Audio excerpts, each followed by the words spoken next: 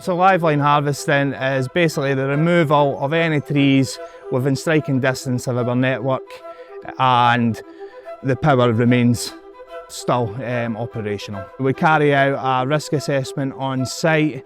The supervisor that is with the machine, he will take note of weather conditions, wind speed, and whether there's a risk to any public before commencing any work. They'll also have a walkthrough of the first hour that they are going to be cutting, check for any dead branches, dead trees, overhanging branches, and they'll repeat this process every hour.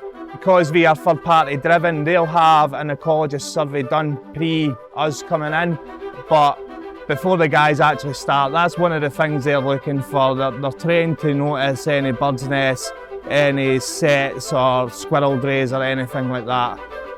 Well, the machine behind me just now is a purpose-built timber harvester, and it's got a setup for live line felling where it can grapple the whole tree and sever it from the base and lay it down in a safe and controlled manner. Well, John's my second set of eyes. He's behind me at all times in a safe position where he can get another view on what I'm going to be cutting. So he's monitoring the wind speeds and the weather changes throughout the day. If he's seeing stuff at the top of the trees that maybe I'm not recognising, he'll be shouting that out to me.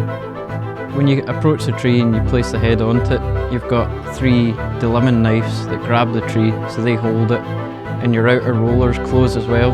So you've got the 3 knives and the 2 rollers grasping it all at the same time, and then you've got a chain attached in your saw box and it severs the tree. The last thing we want is trees encroaching the safety zone of our network. If we're live line harvesting, then we would be looking at a power outage which would last up to several weeks in some sites, and we would be supplying generators to the customers. And if we weren't able to turn the power off, then we would be coming in and hand felling them manually, which poses a great risk to the operational staff. Once these crops get opened up, then they're liable to wind.